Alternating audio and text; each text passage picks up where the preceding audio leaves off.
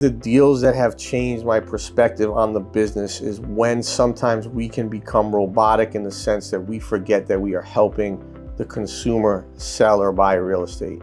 And the deals that always remind me that are the ones either where someone is downsizing and the emotional attachment to the house, I get to envision that from them.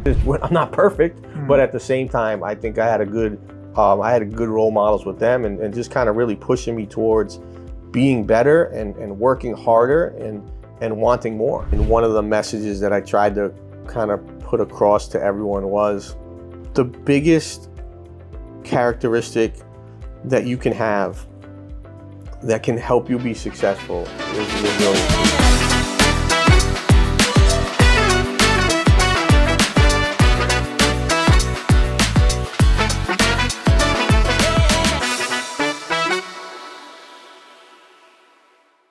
Welcome everybody, I'm Kamil Sarji, the host of Just 2 Minutes, and today I have Kyle here. Kyle, you want to tell us about yourself? All right, thank you first of all for having me. I appreciate being on here, and my name is Kyle Seyboth. I am the broker owner of Century 21 Limitless. I am a real estate salesperson and have been in the business for about 12 years now.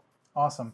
I'm very excited to talk about your past, how you got into real estate, but first, this is called Just 2 Minutes. Yep. I have like 2 minutes of weird questions. Let's go. Ready?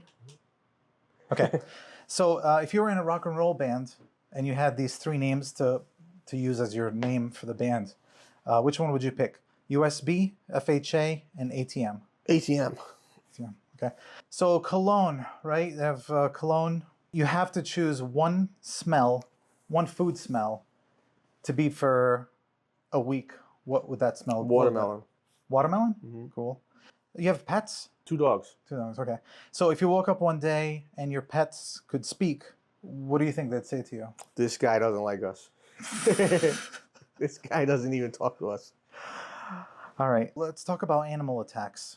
Speaking of animals. Sure. So if you had to fight one horse-sized duck or 100 duck-sized horses, which one would you choose? One horse-sized duck.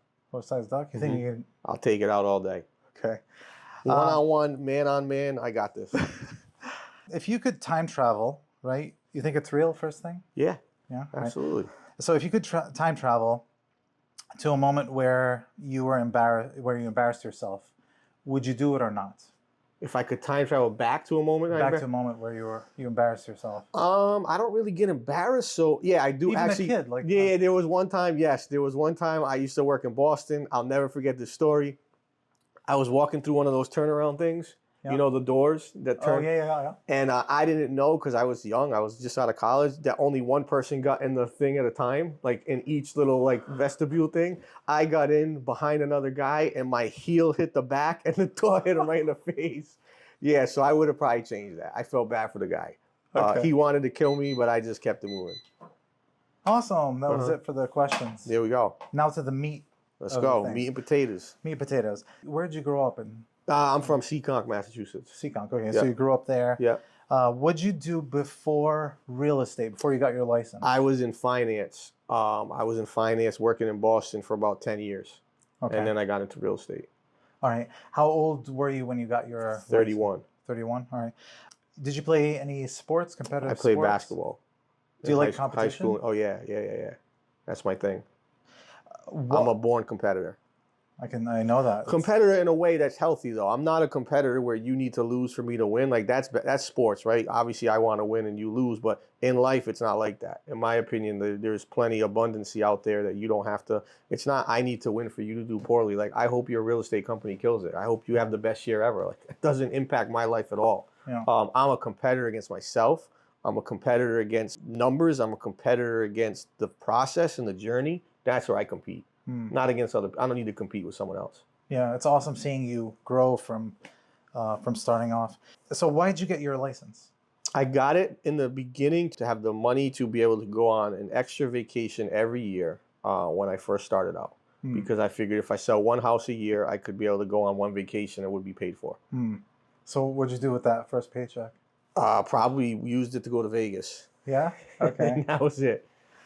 So that got you thinking, like, all right, this. It got me thinking, it got me kind of competitive. So what it did was it got me to a position where the competitive nature I had inside of me came out and said, well, I'm pretty good at this, or I enjoy it, or it gives me a rush, or it makes me excited about actually existing. I need to participate in this further. Do you have any like family or someone that inspired you, or was a mentor as you were getting No, to that I point? think that, I've got a good background. I think my parents did an excellent job instilling hard work, instilling honesty, instilling all the qualities that you would look for in anyone. Unlike anyone else, we've all made mistakes. We've all done things in the past that, hey, at the end of the day, did I not study for a test? Sure, I should have studied more. Like this, I'm not perfect, but at the same time, I think I had a good role models with them, and just kind of really pushing me towards being better and working harder and wanting more.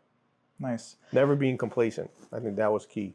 So when you first started real estate, what was your schedule, like your day-to-day So I schedule? started part-time. When I first started, it was 9 to 5. I worked during 12 to 1 during my lunch, and then I worked from 5:01 to 8 o'clock on showings. And then I would go ahead and from there, I would go ahead and do any paperwork at night. Awesome. And then once I transitioned, after I did 191 transactions, I transitioned to full-time. And that was at the point where I had to understand a new schedule. And my schedule now is, as I told you when I got here, almost every 15 minutes I'm somewhere else. Yeah. So how did you get to the point where you decided, like, all right, I'm spending too much time on this. I need to cut it down and maybe be more efficient with my time. I think it was when I had a full-time job, I needed to utilize my time. I call it return on efficiency. But my return on efficiency is really good. My time during the day, I always say to my driver, we always talk and I joke around with him. I say, it's not fun time right now. This is game time.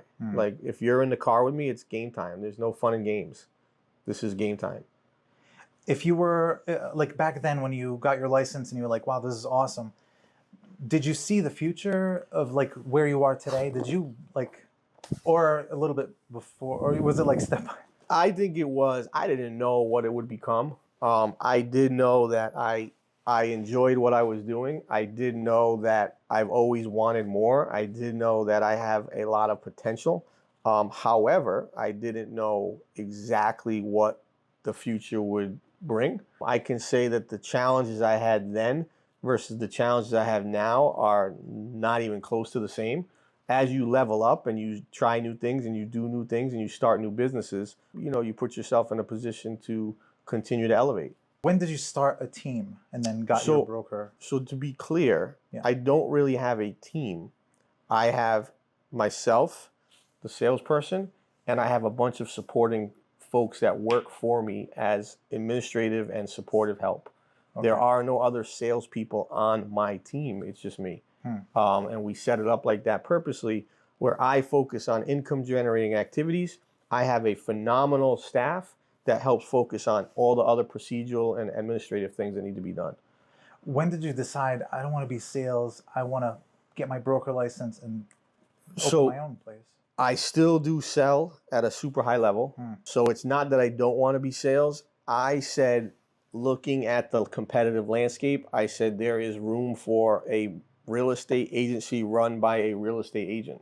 And there is room for someone that can inspire by being a doer versus a teller. And I think that's where I came down with it. Like your name in Rhode Island, like everybody knows you. Correct. So you built that, from the beginning, being the top agent, like all the time. You didn't want to start a team. You just wanted to do a brokerage. No, I think the brokerage kind of facilitated that any ambition that I had to start a team, because now I have a team of agents that work under the brokerage that we provide as much value as we can. Why'd you pick Century 21? So at the time I was being kind of hounded by a bunch of different firms and companies, and I still feel like there's always going to be that shiny object with that internet online brokerage where you don't need an office. But I feel like the old meat and potatoes and the old school have an office, have support, understand who the people are, go be able to feel it, touch it, see it. I think there's value in that. And I think they brought that to the table, kind of having that legacy platform allowing me to run autonomously the way that I wanted to run the brokerage. So I enjoy that. With all these brokers, because I'm in the same boat. Like there's so many brokerages that pop up that do different things, and like how do you compete with that?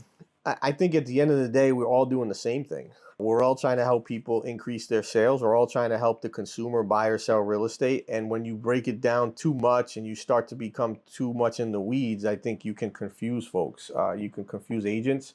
You can make them join places where it doesn't really make any sense or provide any benefit. And I think at the end of the day, when I look at the brokerage, I say, what value do we add? What opportunities can we give you? And how can I, as the broker owner, provide the best chance for you to increase your sales year in and year out? You have a lot of people that trust in you and join you and grow and become successful. What's it like when people leave? Because I see that a lot with happens. I mean, we actually had a few folks leave recently. Some were asked to leave because of not really on the same page with some of the things that I believed in and I stood for. So I don't think it was a good fit. I wish everyone the best. I think anyone that does leave, more power to them. However, we've had a lot of people boomerang, where they leave and they come back. And I think it's always good to see what else is out there. But I do know, I don't take it personal. Unless you've done something to me on a personal level, then it's part of business and you move on. And we have an open door for 99%. There's some folks that I would not open the door back for. You've done thousands of deals. Was there one that popped up like, you're like, wow, this changes my perspective on the business? I think there wasn't just one. I think the deals that have changed my perspective on the business is when sometimes we can become robotic in the sense that we forget that we are helping the consumer sell or buy real estate. And the deals that always remind me that are the ones either where someone is downsizing and the emotional attachment to the house, I get to envision that from them, or when someone is buying their first home and the celebratory situation that comes from that, I feel like is a good reminder. You work with a lot of investors, right? Tons of investors. Yeah. Also new ones that want to be investors. That Correct. Like, please help me. What are like first-time mistakes that first-time investors do? The biggest mistake that I see from investors that are new is I call them spreadsheet warriors. They never actually do. They just watch and they observe and they don't participate because they're worried that if they actually do, they're going to make a mistake and lose money. And that is part of the process. That is part of the learning curve. That is part of the lessons that you will learn along the way. So if I'm a new investor, I want to participate. I want to go out there and actually make something happen. Yeah, I met an investor who their first deal, they got burned. And that didn't stop them though. Oh, good for them. Which is good. Yeah. Good for them. Yeah. So what was your drive back then as a new agent?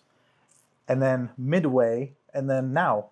So my drive back then was to put my family at the time in a situation, specifically my children, in a situation where they could be financially in a good position when they become older. My why really hasn't changed, to provide generational wealth to whomever comes behind me. And I think my drive now is to build successful businesses to a level where it was never thought possible from where we really started, and just to continue to provide opportunities for people within those businesses so that they can get to a level that they never thought was possible. At the same time, helping consumers facilitate whatever service we provide, and giving them a really good process, giving them a really good service, and allowing for a good situation. So as you're growing also, at what point or when did you start investing in other types of businesses besides real estate? So it was probably 4 or 5 years ago. I got kind of caught up in the shiny object syndrome for a little bit, and did we have a big chicken franchise, we've got a cannabis dispensary, we have a private lending organization, we have the brokerage, we have the tiny home franchise that we'll be franchising across the country. So it was I think the biggest mistake I made when I look back at all the businesses that didn't pass, that failed, I stepped out of my zone. I know real estate. I know it very well. I understand sales. I understand it very well. When I go into a business where I don't know it, and I try to have the partner pick up the slack, it has failed me. When I go into a business where I know it or I feel like that partner has skin in the game, it has been successful. So we've been at a 50-50 tilt pretty much, where 50% worked, 50% didn't. But the common denominator is number one, real estate, and number two, whoever the characteristics of the partner involved that's a specialist in the actual business. That's important. Okay. Not who they are, what they're about, what they stand for. Do their core values comply with my core values? If you don't know them, do you ask other people if they've known, or like how do you judge a person? We started doing a lot of research on folks. We've started to get to know them before we go into business. We start to understand their financial situation. So there's a lot of things that we've done recently, for sure. Also, the shift in this market, where do you see it in the next 12 months? I think you're going to see a lot more supply. I think you're going to see a lot more buyers. I think you're going to see rates go down, and you're going to see probably one of the more healthy 2-3 run periods we have, 2-3 run year periods we're going to have in a long time. It's been a very unhealthy market for 4 or 5 years. We needed to get healthy again. You talked about your schedule back then. What's your schedule like now? Constant, nonstop, totally efficient, from 4:30 in the morning till 8:30 at night, nonstop. 4:30 in the morning? I've got a full routine. I do 4:30 to 6 o'clock. Go to the gym at 6. Bring my kids to school. Go in the office at 8. From 8 till 8, I'm on the road. Okay. When do you sleep? 10 to 6. 10 to 4:30. 10 to 4:30. Okay. Is that sufficient? Yeah. I mean, you've been doing this for how long?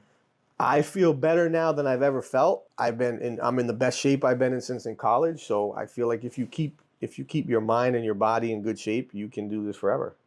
And what is the mind like? How do you keep your mind in good shape? Meditation. Yeah. Affirmations. A lot of listening and reading and watching and understanding. A lot of mental exercising. What do you do to take a break? I usually just put the phone down.